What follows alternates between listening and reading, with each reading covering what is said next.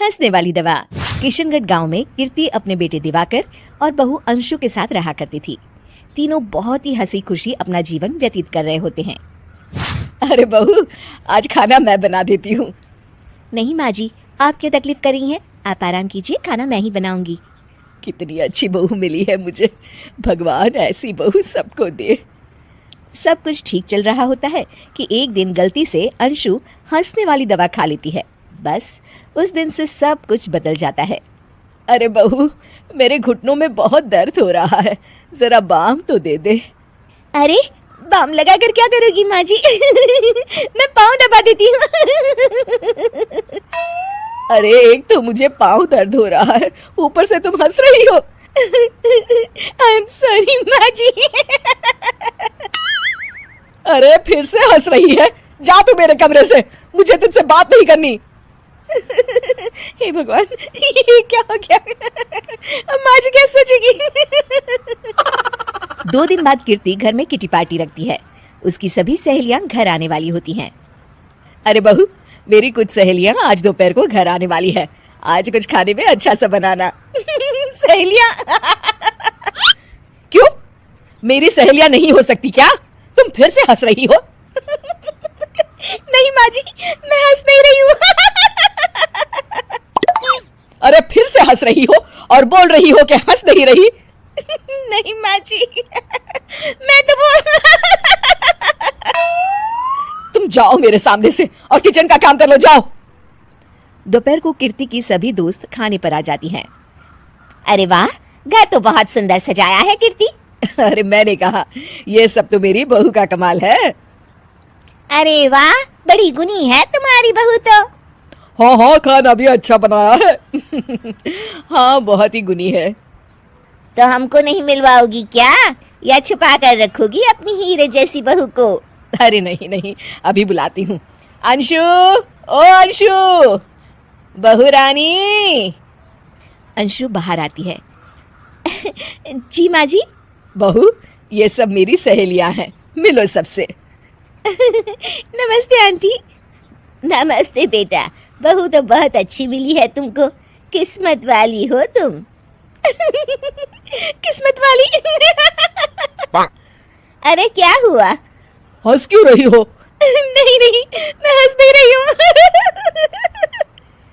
तभी अचानक सांची के हाथ से चम्मच छूट जाता है और उसका कुर्ता गंदा हो जाता है। अंशु फिर से हंसने लगती है। इधर सब सहेलियां गुस्सा होकर चली जाती हैं। कीर्ति भी नाराज होकर अपने कमरे में चली जाती है। हे भगवान, ये मैंने क्या कर डाला? इस तरह से तो माँ जी और उनकी सहेलियां नाराज हो गई। अगले दिन, बहू, ओ बहू, किधर हो? जी माँ जी। जल्दी से मेरे साथ चलो, पड़ोस वाले शर्मा जी की हार्ट अटैक से मौत हो गई है, उनके घर बैठक के लिए जाना है। अंशु तैयार होकर आ जाती है। थोड़ी देर में दोनों शर्मा जी के घर पहुंच जाती हैं। वहां पर सब रो रहे होते हैं। कीर्ति शर्मा जी की बीवी के पास बैठकर उन्हें सांत्वना देने लगती है। बड़े अच्छे इंसान थे मेरे पति। अच्छा। तुम हंस क्यों रही हो? वो अच्छे थे। हाँ हाँ, बहुत अच्छे थे अंकल। अरे अंशु, हंस मत। माँ जी, मैं हंस नहीं रही। मैं तो आंटी जी को बस दिलासा दे रही थी। सब औरतें अंशु की इस हरकत से हैरान हो जाती हैं। कीर्ति भी बहुत शर्मिंदा होती है और वो अंशु को लेकर फटाफट घर लौट आती है। अंशु, क्या हो गया है तुझे? हंस क्यों रही थी तू वहां पर? नहीं माँ जी, मैं तो बस। अरे तू फिर से हंस दी, जा तू अपने कमरे में, मुझे तो तुझसे बात ही नहीं करनी। मेरा बेटा ही तुझसे बात करेगा अब। रात को जब दिवाकर घर लौट आता है तो कीर्ति दिवाकर को सब कुछ बताती है। ठीक है माँ, अब फिक्र मत करो, मैं अंशु से बात करता हूँ। दिवाकर अपने कमरे में जाता है। जी आ गए आप? कैसे हैं? मैं तो ठीक हूँ, बस सर में हल्का दर्द है। सर में दर्द? अरे इसमें हंसने की क्या बात है? नहीं, मैं हंस नहीं रही हूँ।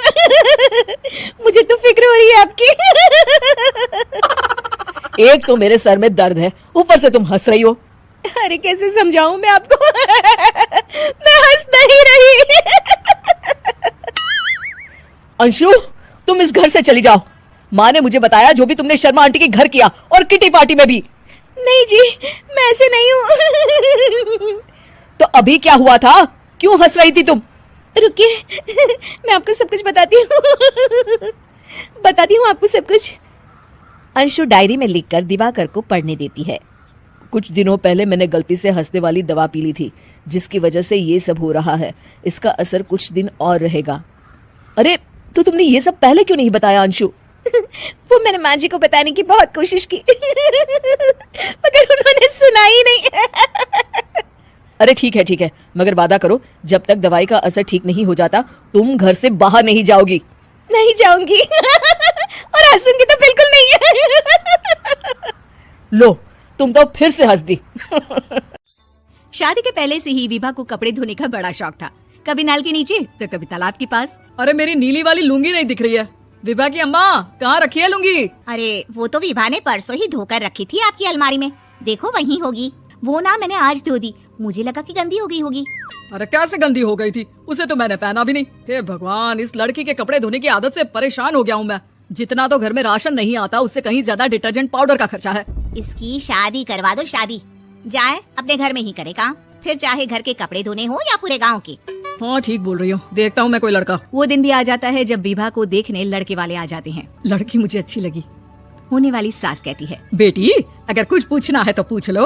वैसे तो हमारी लड़की बहुत ही शर्मीली है, जो बोल दो वो मान लेती है, इसे क्या पूछना होगा। अरे कैसी बात कर रही हो माँ, मुझे इन लोगों के घर रहना है, सवाल तो कई है। हाँ बेटा पूछ लो ना, क्या पूछना है।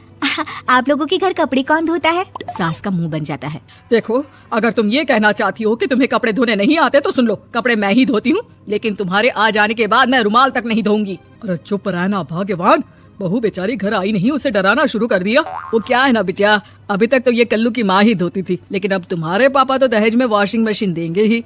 तभी विभा की माँ बोल पड़ती है, सवाल भी पूछा तो क्या। वैसे भाई साहब, मशीन की तो फिर भी कपड़े धोने की कैपेसिटी होती है, मतलब जो बिटिया दे रहे हैं ना विभा, इसे कपड़े धोने का बहुत शौक है। ये आप लोगों के क्या, आस पड़ोस गांव मोहल्ले सबके कपड़े धो दे और उफ तक ना करे। बाहर देखा नहीं आपने कितने कपड़े सूख रहे हैं, सब हमारी बिटिया ने ही तो धोए हैं। बस भी करो ना माँ, शर्म आ रही इतनी तारीफ सुनकर।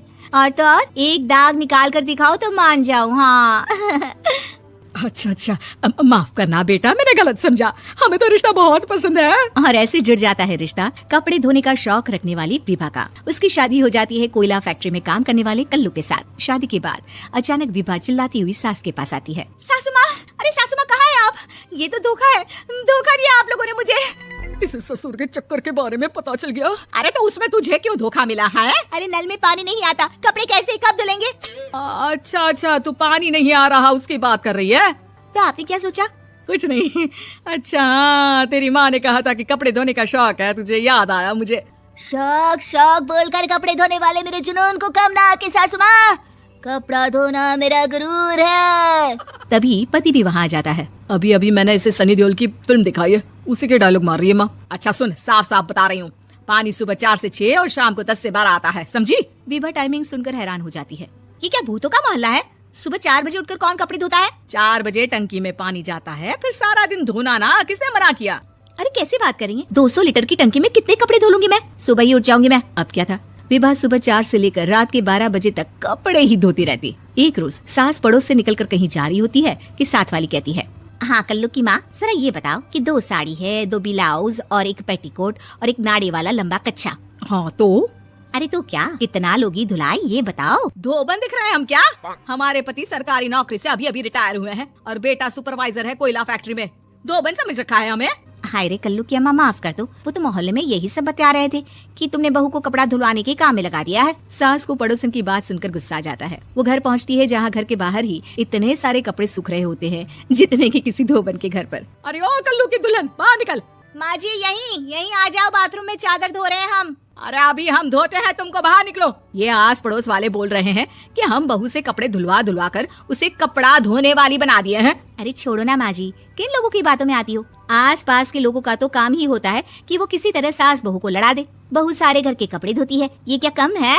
बोलिए, सास को भी लग जाता है कि वो बहू का ये संकीपन नहीं छुड़वा सकती, इससे अच्छा है कि खुद ही चुप हो जाए। एक रोज सास और बहू मंदिर जाते हैं, जहाँ सास की साड़ी वहाँ खड़ी भीख मांगने वाली से मिलती है। माँ जी क्या बात है, आपकी साड़ी उस भिखारन से कितनी मिल रही है ना? हाँ हाँ देखो तो दोनों की साड़ी मिल रही है। क्या बात है कल्लू की अम्मा, तुम खुद को तो अफसर की बीवी बताती हो और ऐसी सिंपल सी प्लेन साड़ी पहनकर घूमती हो। सिंपल और प्लेन नहीं है ये साड़ी। तो क्या सोने के धागे से फूल बने हैं?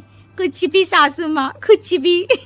हाँ बने थे इस साड़ी में सोने के धागे से फूल। मेरे पति लेकर आए थे मद्रास से स्पेशली मेरे लिए 10,000 की। ताहे भाई साहब इस भिखारन के लिए भी सेम टू सेम साड़ी लेकर आए होंगे 10,000 की। सास उस वक्त कुछ नहीं कहती, लेकिन बहू के साथ घर आती है और अलमारी से एल्बम निकाल कर लाती है। ये साड़ी देख रही है, ये वही साड़ी है जिसे मैंने अभी पहना था।